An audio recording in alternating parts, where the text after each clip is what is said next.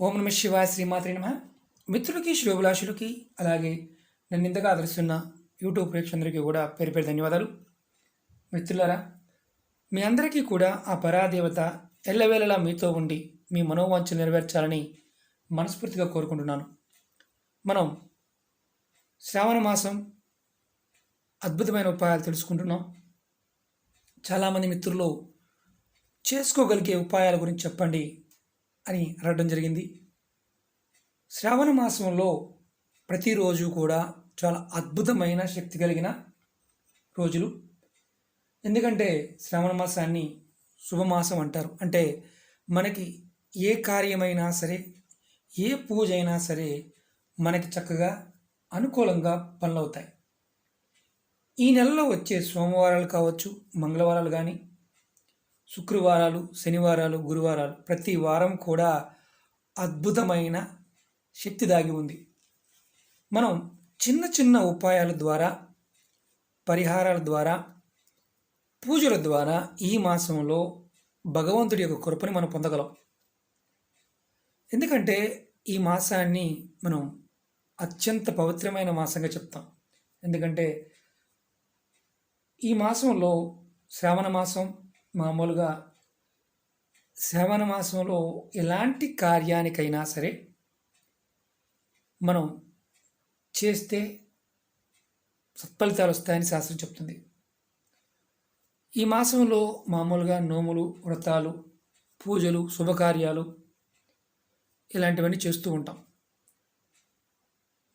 ఈ మాసంలో చాలామంది అక్కచెల్లెళ్ళు శుక్రవారం నాడు సంవత్సరం మొత్తం మీద చేసినా చేయకపోయినా మహాలక్ష్మికి వ్రతం చేసుకుంటే, చక్కగా అమ్మవారి పూజ చేస్తే వారి కుటుంబంలో ఆరోగ్యం, ఐశ్వర్యం వృద్ధి చెందుతుంది అని శాస్త్రం చెప్తుంది.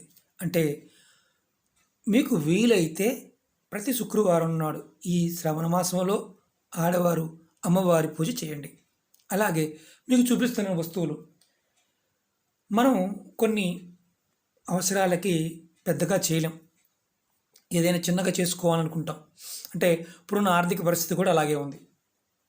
ఎవరైతే సమస్యలు, ఆర్థిక సమస్యలు, మానసిక సమస్యలు, ఇబ్బంది పడుతూ ఉండి చాలా కష్టాల్లో ఉన్నాం అనుకునేవారు ఈ శ్రావణ మాసంలో సోమవారం నాడు శివాలయంలో శివుడికి అభిషేకం చేపించండి. మీకు చూపిస్తున్నాను. పాలు, ఆవు పాలు, ఆవు పెరుగు, ఆవు నెయ్యి, పంచదార, తేనె, వీటిని పంచామృతం అంటారు. మీరు ఎవరైనా సరే మీ ఓపికని బట్టి మీరు ఈ శ్రావణ మాసంలో ఒక్కసారైనా శివుడికి అభిషేకం చేయించుకోండి. ఒకవేళ మీరు లాక్డౌన్లో ఉన్నామండి, వెళ్ళలేకపోతున్నామంటే ఇంటి దగ్గరైనా ప్రయత్నం చేయండి.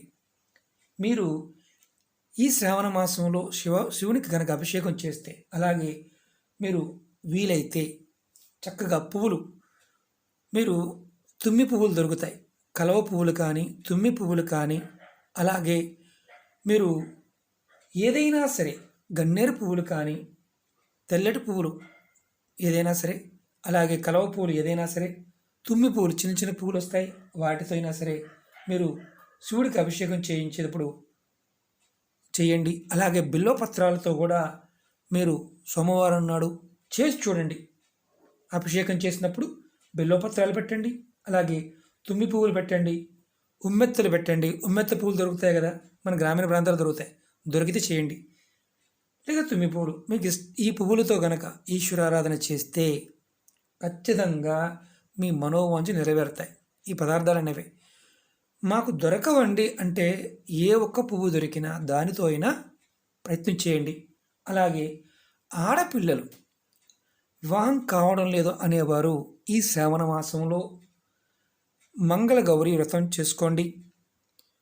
పసుపుతో గౌరీదేవిని చేసుకుని ఇంటి దగ్గర చేసుకోవచ్చు. మీ పెద్దలను అడగండి, చెప్తారు. పెద్దవాళ్ళు ఎవరైనా సరే, అమ్మమ్మలు, నానమ్మలు ఎవరైనా ఆడపిల్లల పాయింట్ ఆఫ్ వ్యూలో ఏదైనా సంబంధాలు కుదరకపోయినా వారితో మీరు ఈ మంగళగౌరి వ్రతాన్ని చేయించండి. ఈ మాసంలో అద్భుతంగా వారికి మంచి భర్త రావడానికి అవకాశం ఉంటుంది. అలాగే పెళ్ళైన వారు మాంగళ్య బలం పెరగడానికి, భర్తకి ఏదన్నా సమస్యలు ఉంటే ఆ సమస్యల నుంచి బయటపడడానికి కూడా ఈ మాసం మనం అద్భుతంగా వినియోగించుకోవచ్చు. వారు కూడా ఈ గౌరీ వ్రతాన్ని చేయవచ్చు. అలాగే అమ్మవారికి, లక్ష్మీ అమ్మవారికి నిత్యం పూజ చేయవచ్చు. మంగళవారం చాలా విశిష్టమైన రోజు. అంతకుముందు వీడియోలో కూడా కొన్ని ఉపాయాలు చెప్పాను. మీరు మంగళవారం నాడు లేదా శనివారం నాడు హనుమంతుడికి పూజ చేయండి. దగ్గరలో దేవాలయం అంటే వెళ్ళండి, లేదంటే మీ ఇంటి దగ్గరైనా చేయండి. ఈ మాసంలో ప్రతిరోజు కూడా చాలా అద్భుతమైనది. మీరు శనివారం నాడు హనుమంతుడికి, అలాగే వెంకటేశ్వర స్వామికి, అది శనీశ్వరుడికి కూడా మీరు ప్రత్యేకంగా పూజలు చేస్తే దోషాలు తొలగి, శని దోషాలు తొలగి అద్భుతంగా మీకు మార్పులు వస్తాయి. నమ్మి చేయండి, అద్భుతాలు జరుగుతాయి. అలాగే మనం ఈ మాసంలో సంతానం గురించి ప్రయత్నం చేసేవారు ఎవరైనా, వారు రేపు అంటే మనకు ఈరోజు స్టార్ట్ అయ్యే 4వ రోజున మనకి పంచమి వస్తుంది. ఖచ్చితంగా పంచమి రోజున మనం ఎవరైనా సంతానం కోసం ప్రయత్నం చేసేవారు ఎవరైతే ఉంటారో వారు మీ దగ్గరలో ఉన్న సుబ్రహ్మణ్య స్వామి టెంపుల్ కానీ, లేకపోతే నాగేంద్ర స్వామి టెంపుల్ కానీ ఆ రోజు మీరు చక్కగా పూజ చేసి, నాగేంద్రుడిని కనుక పూజ చేసి మీరు పాలు, ఇలా చూడండి పాలు, అలాగే మిరియాలు, ఇదిగోండి మిరియాలు మన ఇంట్లో ఉండే వస్తువులే. భగవంతుని ప్రసన్నం చేసుకోవడానికి మన ఇంట్లో ఉండే వస్తువులే మనకి అద్భుతంగా పనిచేస్తాయి. పాలు మిరియాలు చక్కగా పూలతో కనుక నాగదేవతని కనుక మీరు పూజించినట్లయితే మీ జాతకంలో సర్పదోషాలు ఉంటే తొలగిపోయి మీకు ఖచ్చితంగా సంతానం కలగడానికి అవకాశం ఉంటుంది. మీరు గుర్తుంచుకోండి, మీ దగ్గర ఇంట్లో అయినా వెండి పడగలు కానీ, రాగితో చేసిన పడగలు కానీ, రాతితో ఉన్నవి కానీ, చెక్కతో చేసిన పడగైనా సరే, నాగు పడగల మీద మీరు పూజ చేస్తే ఖచ్చితంగా పాలతో మిరియాలతో కనుక మీరు అభిషేకం చేసినట్లయితే పువ్వులతో ఖచ్చితంగా మీకు మంచి జరుగుతుంది, సర్పదోషాలు పోతాయి. నేను టూకీగా చెప్తున్నాను, చెప్పాలంటే చాలా పెద్దగా చెప్పవచ్చు. అలాగే సంతానం లేనివారు ఎవరైనా సరే మీరు శ్రావణ మాసం శుక్లపక్షంలో ఏకాదశి రోజున ప్రత్యేకమైన పూజలు చేసుకోండి. అంటే ఆ రోజు ఉపవాసం ఉండి, ప్రత్యేకం అంటే బాగా గుర్తుంచుకోండి, ఉపవాసం ఉండి నాకు మీరు సంతానం కావాలని మీరు పూజ చేసినట్లయితే సంతానం లేని వారికి ఖచ్చితంగా మంచి సంతానం కలుగుతుంది శాస్త్రం చెప్తుంది. అందుకే మామూలుగా ఈ ఏకాదశిని ఏమంటారంటే పుత్రైద ఏకాదశి అంటారు. ఈ ఏకాదశి ఈ మాసం మొత్తం కూడా అద్భుతమైన దైవశక్తి కలిగి ఉంటుంది. ప్రయత్నపూర్వకంగా చేయండి, ఖచ్చితమైన ఫలితాలు వస్తాయి.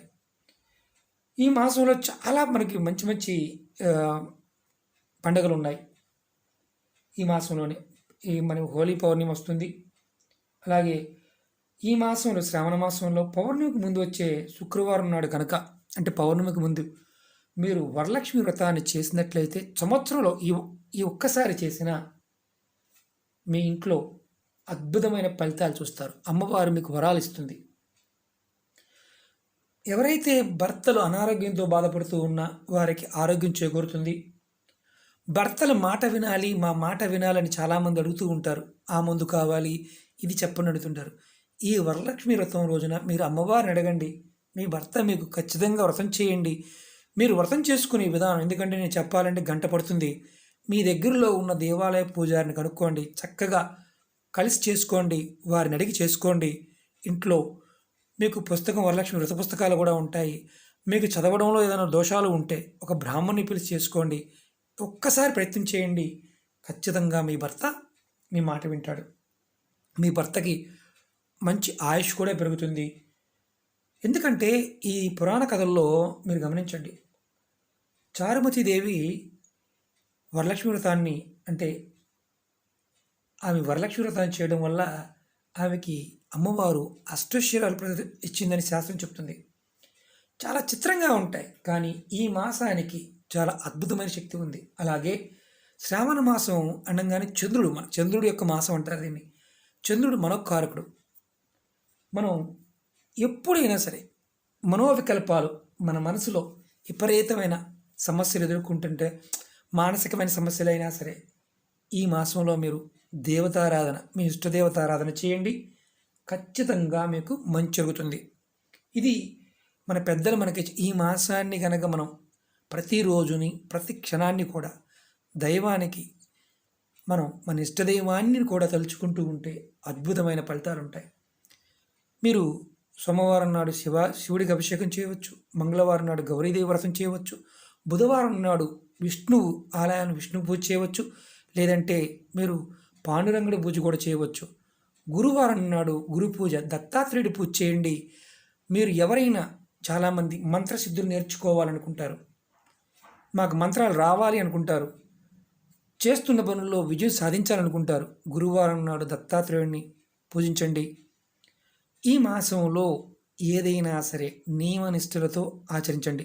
వ్రతాలు చేసినా నోములు చేసినా ఆహార నియమావళి అంటే మాంసం మద్యం ఇలాంటివి ఉండకూడదు. ఇంట్లో ఏదన్నా అడ్డంకులు ఉన్నప్పుడు చేయమాకండి. అలాగే ఎవరైనా మరణించి ఉన్నా ఇవి చేయమాకండి. ప్రయత్నపూర్వకంగా ఏమీ చేయలేము అనుకుంటే ఈ మాసంలో ప్రతిరోజు కూడా ఉదయం సాయంత్రం ఆవు నీతితో అమ్మవారి ముందు దీపారాధన చేసి అమ్మవారి నామాన్ని తలుచుకున్నా మీ కష్టాలు తొలగిపోతాయి. ఎందుకంటే నేను ఇంకా చాలా ఈ మాసం గురించి ఎంత చెప్పినా తక్కువే. అద్భుతమైన మాసం. ఈ శ్రావణ మాసాన్ని మనం వినియోగించుకోగలిగితే అద్భుతాలు జరుగుతాయి. మీరు శుక్రవారం నాడు అమ్మవారి పూజ చేసుకోవచ్చు, శనివారం నాడు వెంకటేశ్వర పూజ చేసుకోవచ్చు, ఆదివారం నాడు కూడా మీరు సూర్యారాధన చేయవచ్చు. ఎంతవరకు మనం ఈ మాసంలో భగవంతుడిని తలుచుకుంటామో, భగవంతుని సేవిస్తామో అంత అద్భుతమైన ఫలితాలు మనం చూస్తాం. మిత్రులారా, మీకు ఏవి అంటే ఇప్పుడు లాక్డౌన్లో ఉన్నాం అనుకునేవారు ఇంట్లో ఈ విధంగా కూడా అమ్మవారిని సేవ చేయవచ్చు. పువ్వులు లేవండి, మా దగ్గర ఏమీ లేవండి అనేవారు దీపారాధన చేసి చేయండి. ఖచ్చితంగా మీరు మంచి మార్పుని పొందగలుగుతారు. ఉద్యోగాన్ని విషయంలో ఉన్నవారు కూడా ఉద్యోగాలకి మీరు ఎంత ప్రయత్నం చేస్తున్న ఫలితాలు రావడం లేదనేవారు కూడా ఈ మాసంలో భగవంతుణ్ణి పూజ చేయండి. ఖచ్చితంగా మంచి ఫలితాలు వస్తాయి. ఓకే మిత్రులారా, మీకు ఈ మాసం గురించి మరిన్ని విషయాలు మీకు తాంత్రిక విషయాలు తెలియజేస్తాను. ఇది పూజ చేసుకునే విషయంలో మీరు ప్రయత్నపూర్వకంగా చేయండి, అద్భుతమైన ఫలితాలు పొందుతారు. వీడియో నచ్చినట్లు లైక్ చేయండి, నా ఛానల్ సబ్స్క్రైబ్ చేసుకోండి, గంట సింబల్ని యాక్టివేట్ చేసుకోండి, 10 మంది మిత్రులకు షేర్ చేయండి. మీకు శ్రావణ మాసంలో ఇంకా మరిన్ని తాంత్రిక ఉపాయాలు మీకు రోజుకోటి తెలియజేయడానికి ప్రయత్నం చేస్తాను. ఓం నమః శివాయ, శ్రీమాత్రే నమః.